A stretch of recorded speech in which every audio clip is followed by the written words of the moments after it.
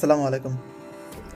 আচ্ছা, আমাদের সংসদে যেটা এখন ক্যাচাল লেগে আছে যে উচ্চকক্ষ পিআর পদ্ধতিতে হবে, সেটা সংসদীয় আসনের নিম্নকক্ষের আসনের সাথে পিআর হবে নাকি মোট ভোটার সংখ্যার ভোটের অনুপাতে পিআর হবে? তো এখানে আহ, আমার মনে হয় যে মোট ভোটের অনুপাতে পিআর হওয়াটাই উচিত। যে কারণে পিআর আসলে চালু করা হয়েছিল সেটা হচ্ছে কোনো ভোটারের ভোট যেন নষ্ট না হয়, মানে সবার মতামতের যেন গুরুত্ব পায়। যেমন আমার বাড়ি দিনাজপুর, এখানে 6টি আসন আছে দিনাজপুর জেলায়। 6টি আসনের 5টিতে ধানের শীষ বিজয়ী হয়েছে, একটিতে স্বতন্ত্র প্রার্থী বিজয়ী হয়েছে। তো যেখানে স্বতন্ত্র প্রার্থী বিজয়ী হয়েছে সেখানটাতেও ধানের শীষ যথেষ্ট কিন্তু ভোট পেয়েছে, প্রায় লাখের কাছাকাছি ভোট পেয়েছে। তো আর যেগুলোতে বিজয়ী হয়েছে সেগুলোতে সবগুলোতে তো 1 লাখের উপরে ভোট পেয়ে বিজয়ী হয়েছে। তো সেখানে যারা নিকটতম প্রতিদ্বন্দ্বী ছিল তারাও কিন্তু লাখের কাছাকাছি ছিল, কেউ কিন্তু একদম ডাবল ভোটে জিতেছে এরকম হয়নি আমাদের দিনাজপুরে।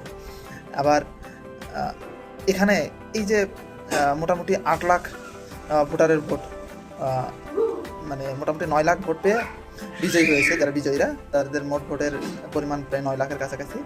আর যারা নিকটতম প্রতিদ্বন্দ্বী বা যারা ভোট দিয়েছে কিন্তু তাদের প্রার্থীরা জিতেনি, তাদের ভোটের সংখ্যাও প্রায় 8 লাখের উপরে, তাদেরটাও প্রায় 9 লাখের কাছাকাছি, কিন্তু তারা তো অনেকগুলো প্রার্থী মিলিয়ে আসলে ভোটটা হয়েছিল, সে কারণে ওই প্রার্থীরা জিততে পারেনি। পাশাপাশি রংপুরের কথা যদি চিন্তা করেন, রংপুরের 6টি আসনের 6টি পেয়েছে 11 দলীয় জোট। জামাতের মনে হয় 5টি আসন আর একটি হচ্ছে আক্তার হোসেন পেয়েছে এনসিপি থেকে। সেখানে বিজয়ীরা ভোট পেয়েছে 9 লাখের একটু বেশি, আর যারা হেরে গেছে নিকটতম প্রতিদ্বন্দ্বী হিসেবে তাদের ভোটের সংখ্যা 9 লাখের কাছাকাছি, মানে ভোটের মার্জিনটা কিন্তু খুবই কম। তো যদি সংসদীয় আসনের ভিত্তিতে পিআর করা হয় সেক্ষেত্রে এই দিনাজপুরের 8 লাখ ভোট, রংপুরের 9 লাখ ভোট দুটোকেই প্রায় বাতিল বলে ঘোষণা করা হলো, যে তাদের ভোটের কোনো দাম নেই, তাদের ভোটটা আসলে নষ্ট হয়ে গেল, তাদের মতামতের কোনো গুরুত্ব পেল না।